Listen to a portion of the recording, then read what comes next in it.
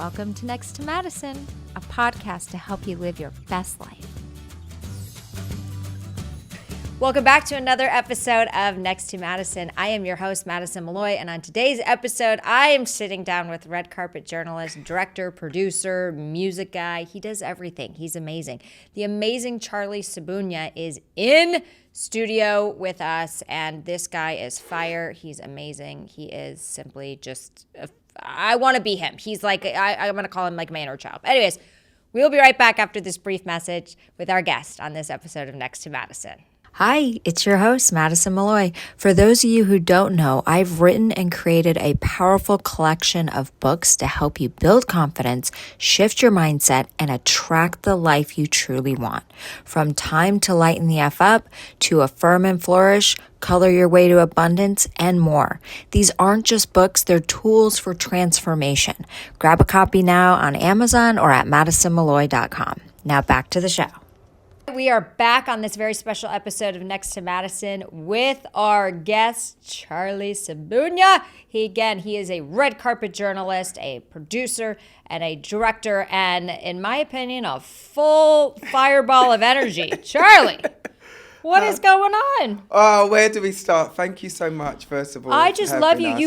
You rolled into our studio like not like a hot mess, like a hot ready to go. The energy, you could just feel the energy. I was like, I need that energy. Like people say, I have high energy. Yeah, you just trumped me completely. I was like, oh my gosh. You've been Trumptified. Yes, absolutely. I guess so. Yeah, I was like, what is going on? So here's the thing is, you have done some amazing stuff, but I just want you, for the guests that don't know you, who is Charlii? Because you're a fascinating character, my friend. I ask myself that every single day. I am an on-camera journalist, executive producer, and director. Excellent. And also a qualified chef.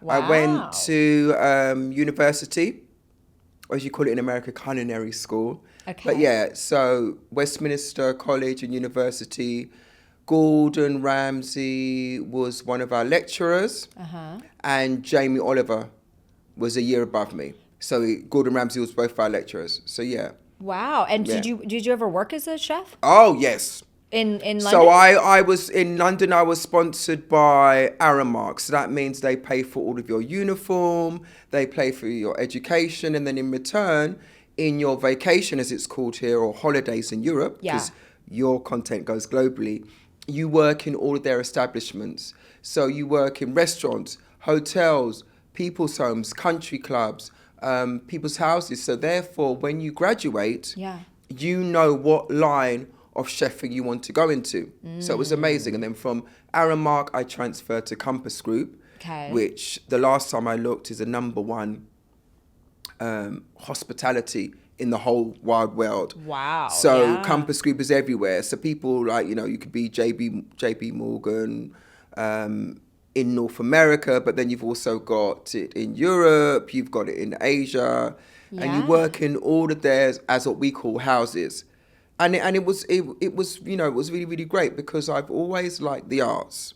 Yeah. But my mum and dad are from Uganda, East Africa. Okay. So African parents are like, you've got to be a doctor, you've got to be a lawyer, you've got to have a craft. You can't come one day and say, I want to be an artist, whether it be music or media. They want you to have, which I understand because they want you to be able to provide, for your family. You use that family values. Yeah. So I always had that as my backbone. But then I went on to music. So signed to Warner Brothers East West France, recorded an album, released singles. And that was amazing. But I chose to leave Warner Brothers East West behind and return back to my studies so I could, graduate and focus on my education. So therefore, you've got something to fall back on. That's what I was always concerned about. That's what my dad always drilled into us and my mum. Yeah. So, fast forward to now, living in North America. New York since 2004, LA since 2007. So I am working in, what do we call it? Do we call it media now? What's the hashtag? Yeah, what do we do? Entertainment, Entertainment, yeah. Yeah, we sound like porno stars. We'll probably get paid more. That's true. You know, you the blonde hair, you know Oh what I mean? my gosh, I know. so- Sometimes I wish my morals weren't there, but I'm glad they are. My morals have gone out the window now. You have to, you know. Life is too short. We've learnt the hard way from Okay. 2020. So you know. okay, so you're not a porn star. No, I'm just kidding. I wouldn't know what to do. I I'm live in sure New you'd York. figure it out. I live in New York. I have no sex drive left. I live in New York. It's just work. Tax returns, work. I think that, but we talk about that in New York. It sucks you dry. No pun intended. You know what I mean? Like, There you it go. really does. Like, you just, it's so great. But like, I feel like you go away on holiday or vacation and you come back and you're like, oh, I'm so relaxed. And then as soon as you land, you see the city, it's like your to-do list Like, just right in front of your face. Just like, gotta do Yeah. this, gotta do this. I think it's just because it's so freaking expensive. It's so expensive that everyone's just, you gotta hustle all the time. It is, but You know? as the song says, if you can make it here, you can make it anywhere. I don't know if we've made it, but there is no other city like it. People always say to me, oh, London's like New York. It's like, no, New York is its own beast, and love it or hate it. You know, you can wake up one morning and say, oh, I hate New York. But there is something about New York, which is totally different from LA, obviously, because there's two different states. There's something about the energy here which is like no other. And you're all just like, come on, let's get it done. Like I said to you, you know, let's do this podcast, or let's make a record, or let's shoot a film, or let's be a doctor, let's be a lawyer, do construction, let's build. And people here have got that drive, whereas what I personally found in Europe, in London, when you're that ambitious, it's frowned upon. Oh, you're showing off. Who does she think she is? Or who does he think he is? Whereas in America, you're pushed to be the best. It is true, right? And that's Or why else you get left behind. Yeah. Like we don't, I mean, New Yorkers, let's say, not Americans, we don't do lunch breaks. Yeah. But in Europe, they're like, yeah. I got to take my hour lunch. You're like, Spain, where my brother's wife is from, is, you know, my sister-in-law, she's from Barcelona, so it's like siesta. Yeah, the nap thing. Yeah. Okay, so let's flash forward. You get to New York. When did the red carpet journalist, because that's been a big part of your journey, is being on the red carpet. The red carpet, I mean, I've been doing it over a decade. I was doing it under a different company before. Yeah. I'm like Fashion One, Fashion Television Days. I was doing it in Europe. I was doing it in London. I was doing it in other parts of Europe as well. And then from Fashion One, Fashion Television, there was a lady that I call my work wife. Okay. She's going to like shoot me now for saying this is my work wife, called Adriana Kigi. Okay. And she is the founder of Addy Media. And that's a production company. And then we have our own television like platform as well, station, Star Culture TV. But we have global distribution. So when we, as you were just saying, for your example, do the red carpet, or we off the red carpet and doing like one-on-one interviews like this, or going to, you know, a location to an interview, when we upload it, we have global distribution. So it's on Getty, exclusive, or it's on Shutterstock, CPUSA. We have a news feed on MSN, and by the time this goes out, there'll be another side. So Adriana's really there with the tech side and pushing out our content. What I tend to do is what you were saying about, you know, New York is really, really fast. What I tend to do is I like to delegate. Yeah. Because I can do all the other stuff. Like I know how to edit, I know how to publish, I know how to do a spreadsheet, Excel spreadsheet for like Shutterstock or Getty, all those type of things. Adriana's probably laughing now. But I feel that when you're trying to do what we're doing and be on camera, there's only so many hours in a day, especially in New York, and you can be up until 5 a.m. in the morning because now it's so fast because of the explosion of social media. I'm sounding old now. But with this explosion of social media, when you're on these carpets or you're doing these contents and the client is calling you up or emailing you at 10 a.m. in the morning, where's the footage? It's the social media, people are putting it up so quickly on social media. You've got to edit, you've got to make sure that the metadata is all correct. For those who don't know what that means, but all the lower thirds, the content is correct, the person's name is correct, and upload it to all these platforms. So it takes a longer time because you're doing it professionally. Not to say that social media is not professionally, but you're putting it out on a wire service which is going global. Yeah. So therefore, when you're talking to somebody like, say, Madison, you've got to, in a certain way, breastfeed her. Because your content, I'm doing it in layman's terms, your content is going out globally. So it's been seen in India, it's been seen in Asia, in the Middle East. So they don't know who Madison is. So therefore, when I'm asking you something, I'm interviewing something, you're having that in the back of your mind. You're speaking to people that may not even speak English. So you've got to be able to say in a soundbite now, because people only have a 15-second attention span. There might be less than that. Less than that. By the time this goes out, you've got to really try and nail the punches. So what I do when I was saying about the delegating, I delegate it out for someone else to do the spreadsheet, someone else to do the editing, the publishing. So you can focus on the on-camera interviews. Yeah. Yeah. Yeah. But you have you must be so fun on the red carpet. What's been your favorite? Some of your favorite celebrities you've interviewed? And what was the rudest I'm still waiting. Oh, you don't have a favorite one yet? Well, that's going to be rude to all the other people that I've done. No, I have. I mean, I don't. It's funny. I was working at. I'm probably breaking my NDA now. I was working at Alphabet. Don't do that, because I'm not going to edit this anyway. So there you go. I was working at Alphabet that owns Google and YouTube and the whole 9 yards, and I was speaking to somebody about adding media. So doing the whole. Sell pitch, I suppose you could call it. And so they put it up on the screen. They put it on their telephone, and then they put it up on the screen. And I saw what we were doing, because when you're in the trenches, you don't get to see what you're doing, because you're on to the next, you're on to the next, you're on to the next, you're on to the next, and you're having to upload it so quickly. And then when people like yourselves or Lynette or my family in London or my mum and dad are from Uganda, East Africa. People see our stuff globally. They're like, oh, wow, you interviewed that person, you interviewed that person. But you're so far gone and removed from it. It was like yesteryears. Yeah. So there are people that I've interviewed which have been really amazing and, blown me away. My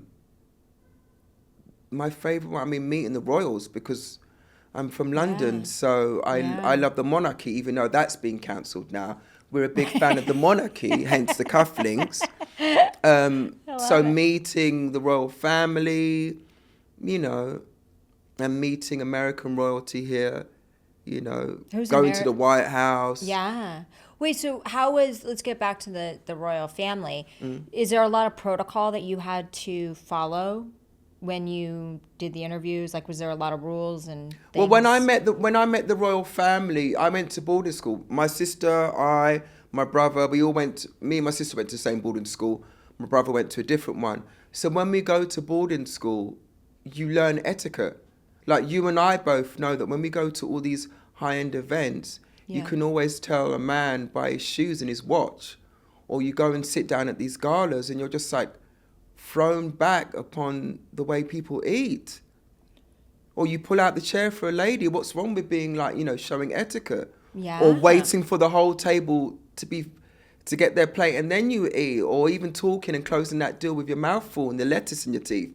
So when you're in boarding school, you learn the protocol and how to address somebody of royalty. So I bring that to America. And call me old-fashioned, but I still say, sir and madam. Like, when I interview people, not to name brag, but I always say we, because it's a team behind us. It's just Adriana and I. It's not a team. But, my work wife, I interviewed, because they're in the news now, the CEO of Netflix, Ted. Yeah. So I didn't obviously refer to him as Ted. I said, so tell us, sir, what's your favourite show on Netflix? And he said he didn't want to answer that because they're all his babies.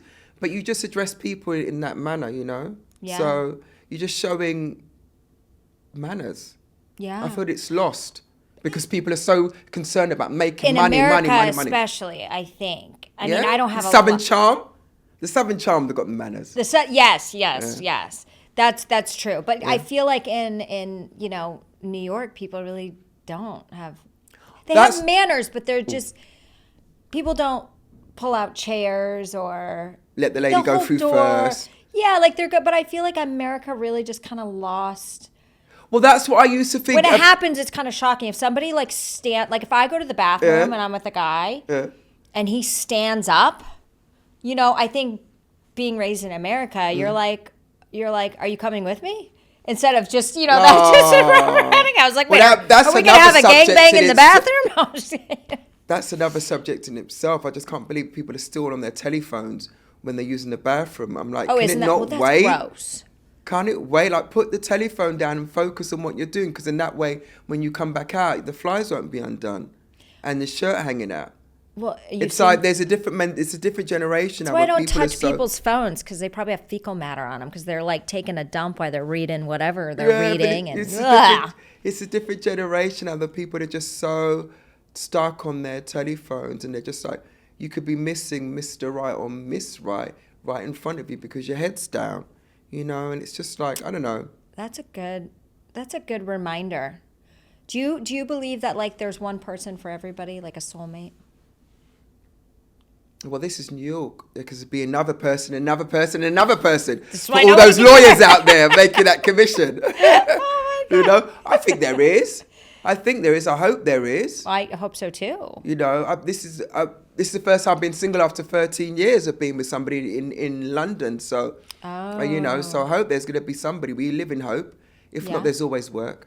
You know, Yeah, that's that's what keeps true. us going. Yeah. It's true, right? God always has a plan for us, and we just got to figure out what it is, Yes. right? Yes. Yeah. Yeah. Oh my God. Okay, so back to the Royals. So you met the Royals. You because of boarding school, you were well prepped. Yeah, but our boarding school would meet the royal family you call it in America, holidays. Yeah. So every holidays would see them anyway. Oh, so you were like so you met the Queen Elizabeth and all that. Okay. Was there a favorite? I mean, I don't think you're going to offend anybody by saying XYZ was my favorite. My generation, my princess is Princess Diana, the ladies' princess. Oh, yeah. Yeah. What a That's my favorite. But then 2 months ago, I met again Princess Fergie, which is no longer called Princess Fergie. yeah. But she was hilarious. She was so down to earth. Where were we? The same place I met you, the Hamptons. Okay. Was it the Hamptons? Yeah, the Hamptons. The whole Hampton circuit. Yeah. So it was really nice to see her and another fellow Brit, and we were just like laughing, you Aw. know, because which is a nice thing. In America, we don't really think much about, you know, the royals. You know what I mean? They're just like all those airs and those titles, like, you know, the debutantes and that type of stuff. Those galas that they do every year. I think we did for a while. I think they were held in a higher regard. Mm. And no offense to her, I feel like she takes more heat than she probably should. But Meghan Markle came along, and just There you go. everyone's like, "We're done with these people. Like these Yeah. people, this is all a joke. Like, are we being mocked at Mocked. this point?" And then we felt bad for the royal family. But I feel like, you know, as much as she is a whiny princess, as Piers Morgan calls her. Whiny princess. I feel like every time I open the newspaper, they are bashing her. And I'm like, all right, can we just give this woman a break? Like, it's crazy. yeah. But I think I'm not kidding. I think Meghan Markle was the catapult to the royal family losing their Title. Yeah, Literally. nobody cares anymore. Nobody cares. Nobody cares. So I know it's a you different know? it's a different time, and with the news feed, as you know, because you're in this business as well, the news feed, especially where we are, the news feed is so fast.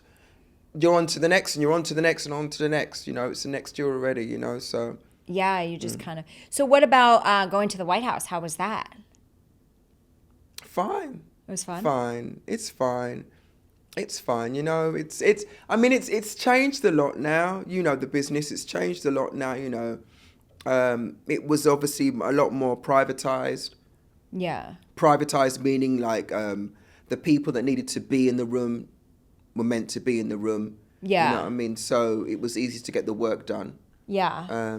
So it's just changed a lot, but I suppose you have to move with the times, and we all adapt with the times, and it's more exciting, I think, now. You know, it's more exciting. Yeah. But yeah, the White House is nice. It's smaller.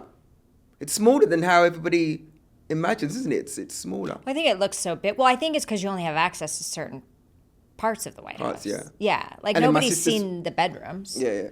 Maybe Monica Lewinsky, but that's There you another story. go. There you go. Yeah. There you go. And then my sister's twins, they would always go to the White House as well because my sister lived in DC since 2004. I did New York since 2004. She Okay. did DC, so the twins' school would always go down there. So yeah. Yeah. They went to the inauguration as well. Okay, nice. They met the Obamas a few times. Yeah. Okay. Yeah. Very So they went to cool. the inauguration. So yeah. Yeah. You know. And how do you feel, the UK has gone, things are a little crazy over there, it seems like, from what we're seeing, but, they're kind of crazy everywhere. Do you feel that the UK is as politicized as maybe America? I feel that it's a different kettle of fish. I can't compare the two.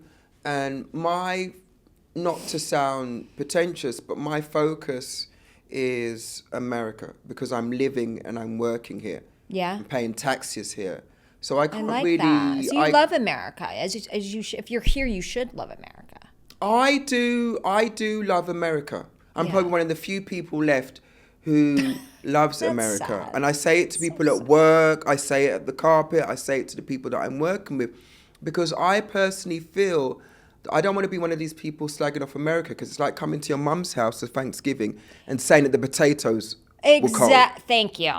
And I feel... It's like the respect, I feel like, has been Yeah, lost. and I feel that, being an expat, because I refer to myself as an expat, there's so many, and the Yeah. reason why I say expat is because people need to actually, just because immigrant is a cool word to post and hashtag, people I find are not reading.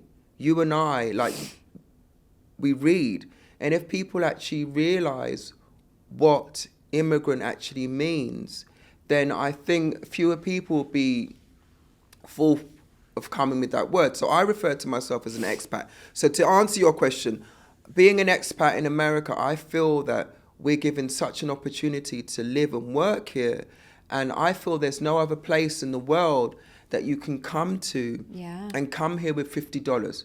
I had $50 left in my wallet after doing, paying rent, month's deposit, travel, the whole nine yards. It's New York, you know what I mean? Yeah. They give you literally an apartment this size of the couch, you know what I mean? Oh, crazy. You know what I mean? So, and then you work really, really hard. I didn't know you. I didn't know Lynette. I didn't know Adriana. I didn't know all these red carpet people. I didn't know Netflix. I didn't know nobody.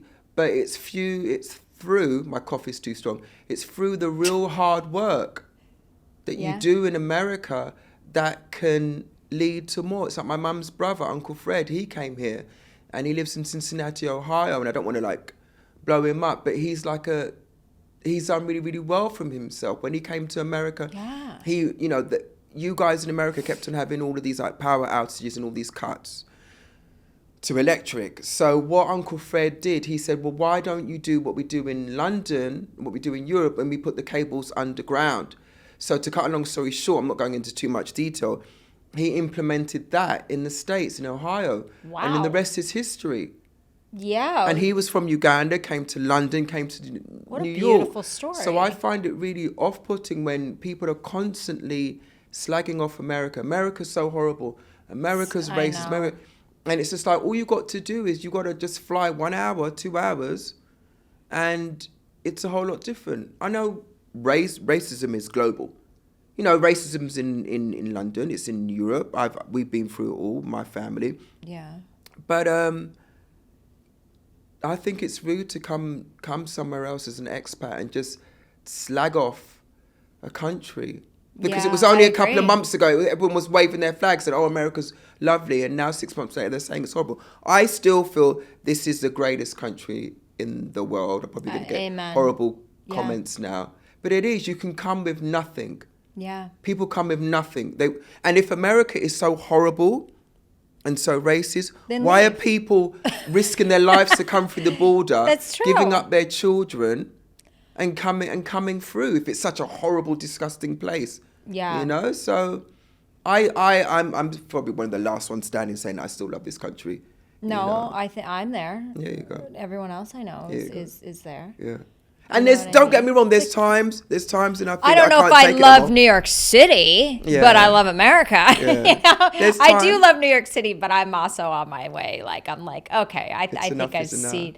It's just filthy. Yeah. We don't Suppose know if what's you're going to in a happen. weed- You know, it's like, oh, God, there's just better places out there, you Yeah, know, at yeah. the South where there's gentlemen, Yeah. you know. Maybe my person's just not sitting in New York.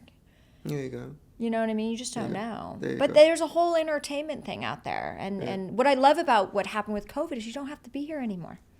Yes. You know? That flipped it on its head. Which is great. I think it's amazing because it's like before you had this pressure of you had to be in New York and it was expensive and New York is magical. But as you were saying, like the people, like you can't sit in a country and bash it. Like I can't sit there and be like, you know, well, I there's parts of me that loves New York, but there's part of me that like now kind of a lot of parts that hates it right now. And it's like, then that's what I go. do. Then you Yeah, go. you Exactly. go. You You go. don't sit there and bash somewhere just because you're there because people love that. Yeah, You know what I yeah. mean? So I think it's like New York but New York is a great place. People come to get their experience Yeah. because you get 10 years of experience in 1 year here Yeah. than you do anywhere else. Yeah. So it's the most magical place and why it's worth that. Yeah. But yeah, there's just a better quality of life out there. There is, and you know, all of our families, you know, has travelled a lot. Like I've lived and worked in Germany, and Dusseldorf, and Copenhagen, and Prague. Worked in Israel, Tel Aviv, Wow. India, Mumbai, Goa. I'm probably missing out places. So for the viewers who are watching this, it's not like I'm coming from looking at the world through TikTok or Instagram or for a 15-second video. We've actually lived in different places. Like Adriana speaks Yeah. like 100 languages. You know what I mean? So we're coming from a place where we know what we're talking about. It's not like I can't say that there's nowhere else better than America because I've never traveled. Like growing up in boarding school and in school, like we had every vacation, we would go to Uganda, East Africa, which is where my mum and dad are from. Yeah. So we'd have tetanus, malaria, typhoid. And I'd feel embarrassed in school because all my friends in school, in college, university, where are you going for vacation? They'll be going to Europe or America, you know, all these nice places. Where are you going, Charles? Oh, we're going to, or we've been to Uganda. And at those times, oh, is that where gorillas are from? You know, because it wasn't, you know, they were looked down upon. But now that I'm older, I appreciate that my mum and dad took us there every vacation to Uganda, because now that I'm older, we all know where we come from. Like no one calls me Charles or Charlie. Yes. They call me by my Ugandan name. But now our new mayor, Mandani's from Uganda. Everybody's waving at Uganda flag. Or now they've made a film about Uganda. Everyone's like, oh, Wakanda, Wakanda. I'm glad to be African, because they've seen it in the media. You know what I mean? But we've been there. And we know that Uganda is actually more affluent than even some parts of, dare I say, even the States, because Yeah. you don't see that in the media. You just see somebody with Kosciuszko, poor in the Right. field, send money to Africa. get money, yeah. Your dollar can make a difference. Yeah. You know what I mean? But when you're actually there, it's amazing. I know what the viewers are probably saying, oh yeah, but they crucify and sacrifice, you know, Christians or gay people. They don't like gay people and that type of stuff. But it's just like, Is that true? there's crime and there's corruption everywhere. Yeah. You know, they don't like certain races or genders or whatever the tag is here. You know what I mean? So it's all about how you make your life. And I feel that if you just sit in your bedroom and you just think, I'm not going to go to this country or this place because they don't like me because of my race or gender, you're never going to prosper. You're just going to stay in one spot thinking shoulda, coulda, woulda. Yeah. So you're saying never grab life by the balls and never have fear hold you back. Not now. That's what we learned from 2020. That's what we learned from 2020, Yeah. because nobody had it, because we're talking about New York, nobody had it as bad as we did in New York. You know, no toilet paper, no food, no nothing. Oh my God, they were setting up cemeteries they didn't even use just to like yeah. create this fear narrative. And Yeah, it's like, there what you is go. going That get me on? started. But it really made everybody globally realise that, oh no, I've got a corporate job, I'm going to be there forever. Wednesday, the lights turned off. No, we don't need you no more. you're fired. You know what I mean? Right, So everybody sure. lost everything. So it really made you really assessed and like, really think, what is important, Yeah, it was kind of a blessing in disguise, There was a Made lot of you good that reset. came out of it too, Yeah. All right, so back to some of these red carpet interviews because you've done a lot. So what was like one celebrity that stood out? I won't say favorite, so we don't offend anyone. Well, there was two. When I worked with Madonna, Okay. not to name drop, but when I worked with Madonna, that was like a 3-day shoot. So the advice, to cut a long story short, the advice that Madonna gave me or us as a team was just like amazing, which I still keep to this day. And then on the other time, Can you share what that advice was? I suppose it was something like, just like go for it. Like what she's done, she's just go for it. You know what I mean? She says herself, she's not like one of the best singers, forever, but she's made a good career out of it. But just go for it. And then the other one was when we did Tribeca Festival, as Yeah. it's called now, and I interviewed Lawrence Fishburne. Okay. Lawrence Fishburne, and I just interviewed him on the red carpet, and he loved my questions I asked, because I always ask intelligent questions. Talent's normally like blown away, as you saw in the links. They're blown away with what I asked them. I don't know why. Yeah. Because I ask intelligent questions. That's what people say, and I do Yeah. my homework. Yeah. But to get back to Lawrence Fishburne, he gave me a piece of advice in my ear, and that stuck with me. You know what I mean? So those are the two. Can you share that? It was just something about, the film. It was on the red carpet, because when you're covering films, you're on the red carpet and you have to go to the next one, especially when it's like South by Southwest or Cannes or Tribeca. You're back to back covering these carpets. You just do the red carpet, get in the Uber or the subway because it's quicker, and run to the next. But he said, you need to see this film. I was like, okay, like breathing in my face. So like, are we gonna have an Epstein moment? But like, he said, you got to see this. He said another sub. He said, you got to see this film, and I saw this film and it blew me away. It blew me away. You know what I mean? But that's a celebrity one. But mainly, my cousin Stephen here. He lives in Harlem. He's given me like great advice. He's not a celebrity, but he is a celebrity. He coaches basketball players. We've gone on to be like really, really big, NBA winners. Fabulous. So when I came off the plane in America in 2004, like I was green-eyed. I was like, knocking on the door. Oh, hello, I'm here to see you. Back in the day when you'll do the castings and the meetings. Yeah. Knocking on the door, and he explained to me, he's from Harlem. And he explained to me about being a black man. Obviously, I know I'm a black man. I have a shower every day. But it's a different kettle of fish here.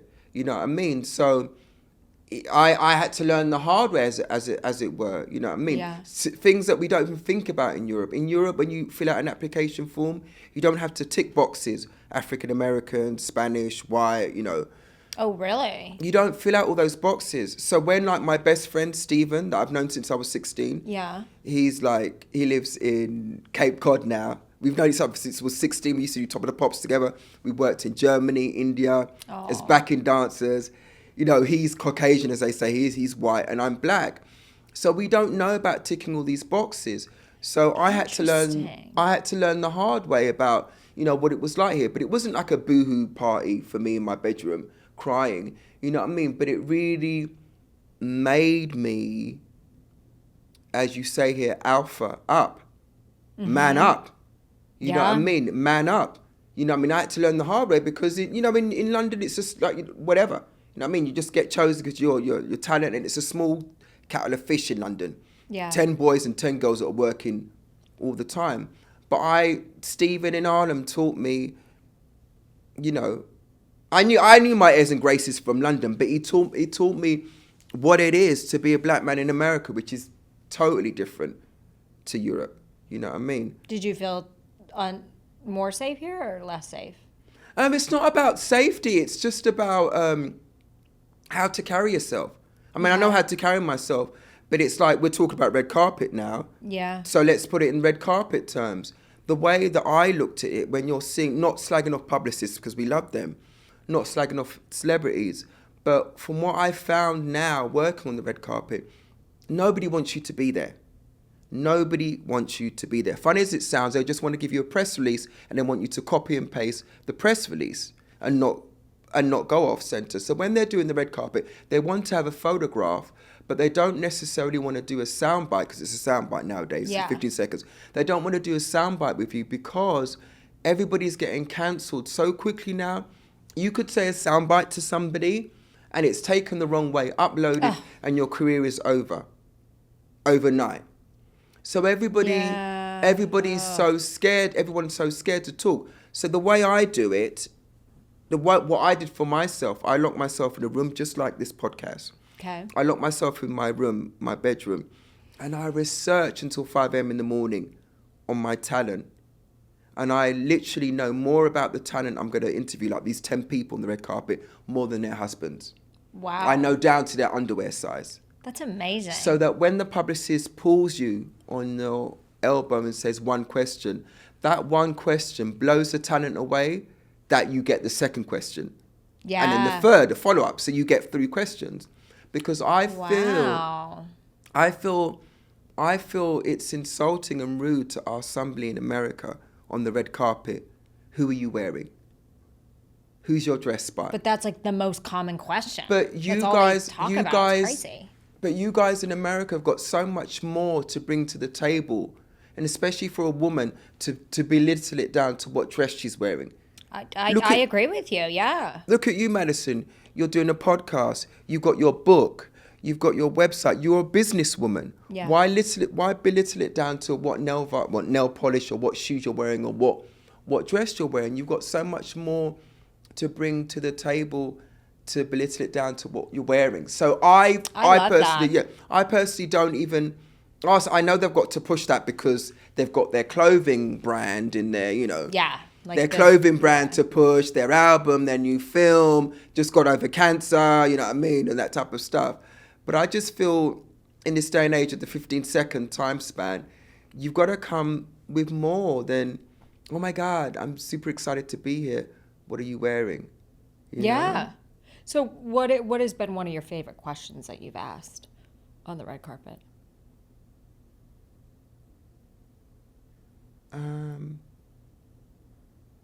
I've been, not even recently, it's been all the time.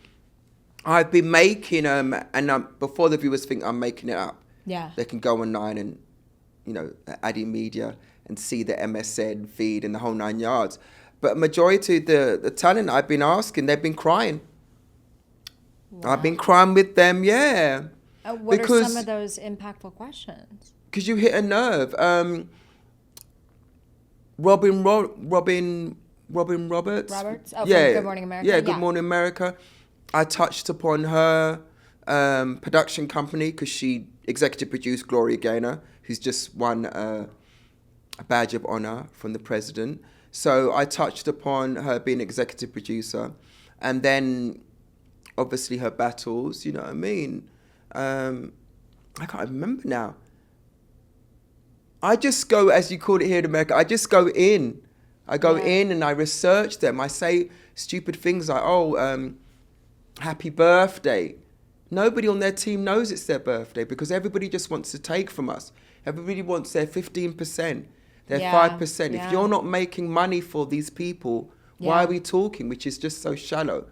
It is. And I had to find out the hard way that nobody's your friend. And I'm trying my best. It is hard, isn't it? I'm trying my best to be thick-skinned. And Adriana's always said to me, Charles, this is a business. It's called business. You take everything so emotionally. But what we do, Madison, we're not in a 9-to-5 office. Nothing wrong with that. We're not in a corporate job. We're putting our heart on our line. This is our passion. Yeah. This is money that you're putting together to put all this together. This is your passion. Yeah. And that's why a tear might come down to your eye because you see the final edit or this goes wrong or that goes wrong because you're putting literally blood, sweat and tears. Yeah. there's times when we can't make ends meet, but we've got all this bloody lovely stuff on Getty and Shutterstock and CPUSA and all these wonderful A-list interviews because we're passionate about our work, you know. Yeah. We all are, you know. It's amazing. So let's go back to what you had mentioned. Like, do you feel that cancel culture is still as strong as I feel like it kind of hit the pendulum, like it went too far, and now it's kind of bounced back to where you can get canceled, but it doesn't have the impact that it did, let's say, 8 years ago. Because of social media. And I love this example because I remember in 2017 when Shane Gillis got hired on SNL. This is my favorite story. Yeah. Talk. Thank you for my lip balm. They dug up some bullshit on him. Yeah. And then of course he lost the job, and it was absolute utter bullshit. And now SNL's so beneath him and so small compared to what he did. He's like number one. Yeah. So it was like a blessing in disguise where it's like, you know what? You can't cancel me because guess what? SNL's nothing anymore. You know what I mean? It actually hurts people like sometimes. It's not like all of it, but I'm just saying like I don't think you can cancel people. I think that with social media, your audience will find you. Now, the hate's going to be louder, but the love's going to be louder. But this whole thing of like canceling people or trying to cancel, it's just such a narcissistic thing that and I was a comedian for years, and I know you were offended, and you're like, you're like, get the fuck out of here. Like books. You're gonna make this joke that's been run 50 times personally about you. I don't even fucking know you. It's like, but I honestly, that's why I say offend them all. Let's just start pulling out machetes, offend them all. Pull the Band-Aid off, And half the time, as the celebrities, I guess, if they're controlled, they're still celebrities though that they don't have any money if they don't have Hollywood behind them, because they're not self-made, meaning that like they're like traditional actors. Yes. Right, so they don't have like the personalities or the different things. So there you go. Don't get me started. That I think it's still cancelable, but like. And as you know, the Band-Aid's been pulled off. People will realise that all those people putting all those hate comments out and all these comments underneath all that social media, people have realised it's all bots. Yeah. And people's social media accounts, done and run by people in India or India or Asia. Nothing wrong with those countries, but it's not the person that you're following on that blue tick or answering you.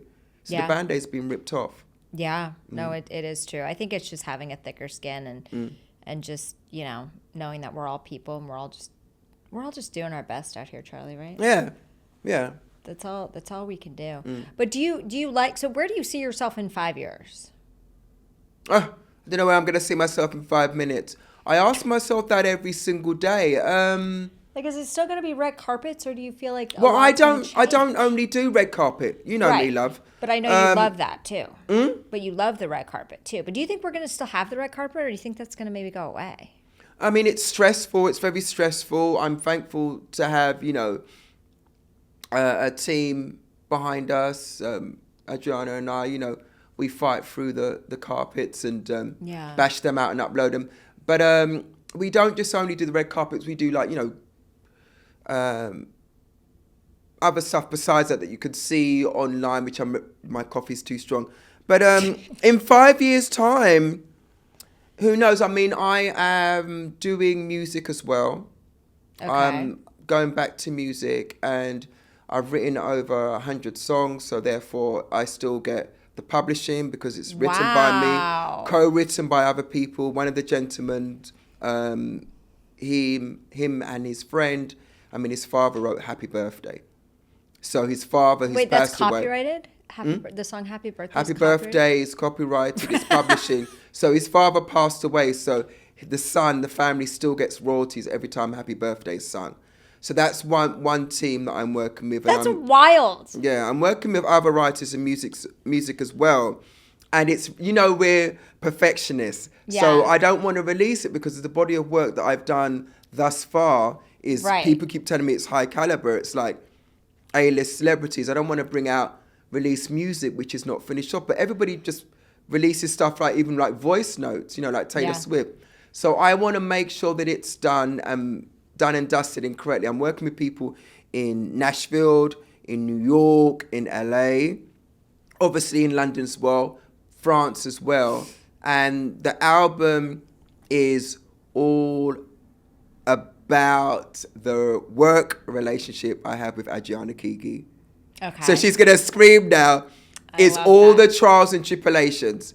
Because we are like a husband and wife on there, but we are so passionate about the work and we don't even have to speak to one another. Yeah. And we like go, right, that's the opening, Ed. That's going to be the opening of the segment. Or that's going to be the closing. Yeah. So when you're working with someone for over a decade now, you just like, I like that. But obviously it's also about the business that we're in.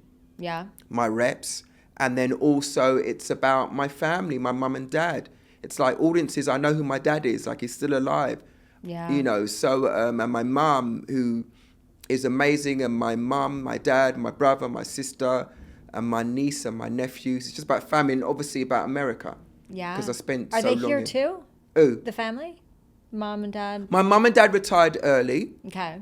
So they spend time, obviously, in London and in the house in Uganda. Okay. My sister's in Asia. I'm in America. My brother's wife is from Barcelona. So they live there with their kids in London and obviously spend summers seeing grandparent in Barcelona. Okay. So we're all spread out everywhere. My mum's side is in America. My dad's side is in London and you. So I have to ask you a question, being from Uganda and something that just happened here. What do you think about somebody coming from Uganda, only being here 7 years and now being the mayor of New York City? What's your thoughts on that? I think that's the American dream in a nutshell. That you can come here and his parents are from India, where I worked, and he was born in Uganda. Yeah. That's another history lesson because everybody knows what happens to a lot of the Indians who were in Uganda. So he's come here and he's now the mayor of New York. Once again, regardless of whether you're Democrat or Republican, because I learned the hard way when I've got to watch what I'm saying now, but when we're exposed in the media to what actually is going on, you realize I had to learn the hard way. I'm not going to start crying now, but I had to learn the hard way that there is no such thing. I personally think, and I'm going to get killed for saying this, there is a left or a right or a Democrat or a Republican. From what we've seen, it's the second wing of the same bird. But it's very clever how people will make revenue if the people down there are fighting amongst themselves. Left, right, black, white, straight, gay, whatever gender. Because they're all fighting down there and they're not realizing what's actually going on over there. Because you're all fighting over here. This is why you're fighting. I look at news segments and I go, okay, what's really going on? Yeah. There's this is a distraction. Yeah. Because we get sent the press release 6 months in advance. So by the time you do? Oops. But you know, you get these press releases. So you know in advance what's going on. So when somebody's doing X, Y, and Z in the media, you know, oh yeah, because they're up for an Oscar or they're up for a Grammy. So they have to get the machine working. Oh, so they'll cause a little controversy. And that's what the election people do too. Yeah, so by the time they get that award, it's kosher. They know that they've got the award because it was all part and parcel for it. But the in layman's terms, they're still looking at their TikTok or their Instagram and believing, or their CNN or their Fox or their BBC and believing what they're seeing. So now, you know what I say this season, Madison? What? This season, I just say, when people start getting involved with all that stuff, I just say, you know what, my English is not good. Because I can't anymore. Because you offend this person, you offend that person. God, that's good. I'm going to start saying that. Yeah, you can't, this person doesn't get invited for Thanksgiving because they're left or she's right or, you know, it's just like. So stupid. It's exhausting. Because you know you work in the media, what is really going on. And believe it or not, it's actually extremely clever. I think it's extremely clever because we have insight and privilege, inverted commas, to know what's actually really going on. So I find it I'm like blown away on how the machine works here. So what do you mean by really going on? Elaborate on that a little more. It's very clever how your algorithm, for example, we'll talk about social media, your algorithm can be pushing out all this stuff to you because you've searched this, you've researched oh my God, this. Mine is facelifts and Jesus returning. Yeah, so you will have a certain concept of the world because the algorithm is throwing something down your throat. It might not necessarily be what's happening, but that's what your algorithm is telling you. So when you go into the workforce or when you're having a conversation with somebody, you are regurgitating what your algorithm is telling you. But if you just I'm not saying you, but if you just turn your telephone off and actually engage in real life or just travel a bit more, not talking about you because I know you have love, but if people just travel a bit more and see what's going on. Like I cried when I was in Israel and I went to Jerusalem and I touched the wall. Oh my gosh, I haven't done that. I need to do that. I cried. Oh. It was really emotional. And then when you come to New York, because New York has got the highest volume of Jewish people outside of Israel, which I love, you understand what's going on. You understand about Shabbos. You understand about Shabbat. You understand about Passover. You understand about what's going on. You understand about people laughing. Oh, look at them with their plastic bags. You understand the reason why they're wearing plimsolls or sneakers, because you're not meant to be wearing leather. So you can't have a leather bag. You can't have leather shoes on that certain day because leather is seen as being luxury. And it's not about being luxury and showing your wealth on those days.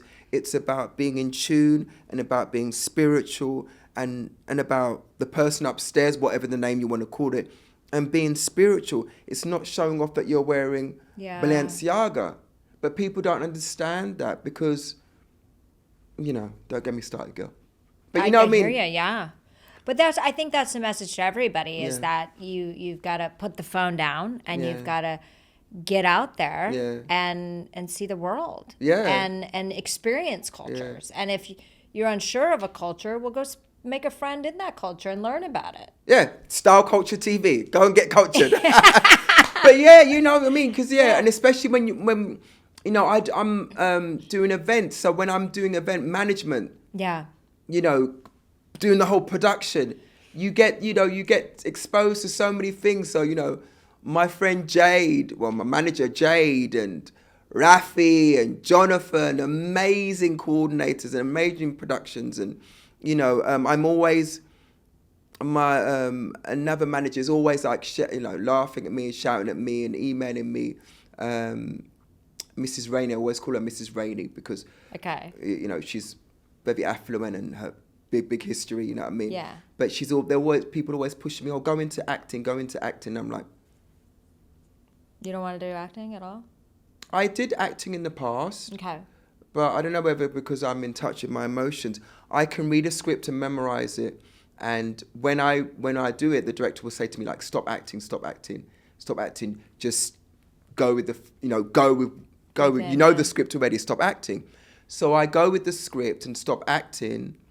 And then and I know, you go to a place in it because you're so absorbed. Yeah. It's like when I'm doing the interviews, somebody could be shouting or a siren could be going off, but for those 15 seconds, I hear nothing. There's a big bing, I hear nothing because you're so in touch with what's going on. So I can bang out my 3 questions or 2 questions, or I can deliver the script. I love and that. It takes me to a place that I don't really want to go to, but an acting coach or actors tell me what it is. You're going to your yin. Yeah. It's when you go to another level and the script. Yeah. Like Madison's got it down packed. But you go to another level, Sigourney Weaver, and you're just like, because you're going to another consciousness and you're just there. Yeah, where you step in. I mean? Okay, so before we wrap up, I want to know, and I'm sure a lot of people watching this want to know, where do you get your confidence from? And what are tips to people that maybe want to have more confidence and don't have high confidence? Because you have amazing confidence. You think so? Yes. Boarding school. What if their parents can't afford boarding school? No. My confidence is being I keep it short and sweet. Or I try to. I talk so much. My confidence, you were saying about, like the red carpet and everything like that, is knowing that, like, for example, we were saying about doing the red carpet. Yeah. Nobody wants you to be there. Yeah. But you've got to own it. You've got to think, I've got a place there. I've got a place to be on that red carpet because I know what I'm doing. Or when I do that meeting, I'm going to nail that meeting. Or even when you're just meeting people, you know what I mean? Having the confidence is like, it could be something shallow, like putting on a suit. If you feel good, then you're going to emulate it. You know what I mean? Or just fake it until you make it. Having confidence is, I don't know, I think it's something that you're born with. But you could be doing something else. If you're not confident, you could be a great cook. I love cooking. You gotta be confident to be a cook too. I think it's just realizing, I think for me, for confident, is like I love your confidence. I'm like, You think so? Yes. I'm gonna rock my inner Charlie tomorrow. What thinks I'm confident? I don't know about that. No, I love it. Your energy is great. But I think it's like, for what you do, being overly prepared, being fully prepared. We'll do that. But also it's like realizing that life is short and you're going to die anyway. So why are we holding ourselves back, worried about what other people think? And the only reason that people don't have confidence as much is because they're worried about what the outside world thinks. So the more you realize that nobody really cares about you and they're not paying your bills. That's what I'm saying. I think that nobody you just cares. say, fuck it and live. Yeah. Easier said than done. Yeah. Trust me, there's times where I've done 5 takes of some stupid video and going, oh my God, my crow's face, you know, and it's like we're so hard on ourselves, but nobody really cares. Where do you want to be in 5 years' time? I want to be speaking globally all around the world, motivational speaking. Yeah. I want to have my book series that I've been working on, not only obviously fully done, but hopefully as a series on Netflix or something of that sort. Yeah. I want this to be a #1 podcast. You can. I want to be married. This is America. Yeah. You can buy it. I would love to meet my exactly. I would They love buy to the meet- slots, don't they? They buy the God. #1 Okay, best-selling book. Oh my rich God. man, but no, to a man that I love and maybe a family and just healthy and happy and just even stronger relationship with God and living in a house, not an apartment, but like a house with like a backyard where you can go out and just connect with nature every day and I think that's enough for now. There you go. I was very specific, wasn't I? Yeah, I know. She's got her like boom, boom, boom, boom, boom, boom. But it's good to have that. Yeah, at least I know I'm on the right direction. That's what my dad always does. That's how my dad always said to me and my brother and sister. I don't call them siblings. We always had to have a list. What we had to do for the day, the week, the month. Yeah, I love that. And my mum is a strong mother. She pushes it like, Power of writing it down. Yeah, my mum's like that as well. All right. Well, tell everybody, look in that camera and tell everyone where they can follow you, find you, all that good stuff. You can find me at my name, which is CHARLII.com.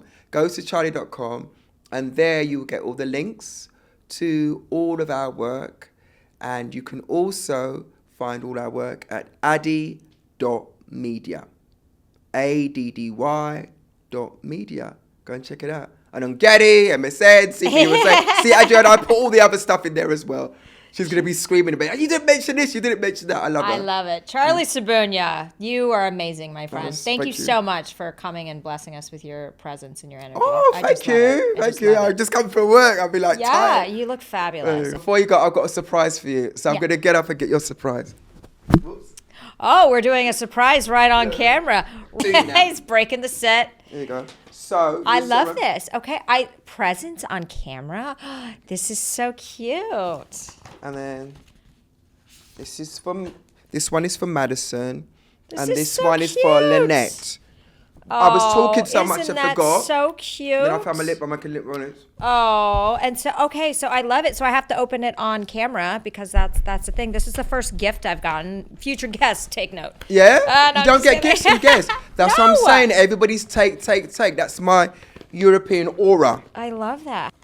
That one's for Lynette or for me? For you as well. Oh wow. Oh. My horrible handwriting because I wrote it in the cab. How cute is this? It's a next to Madison There you go.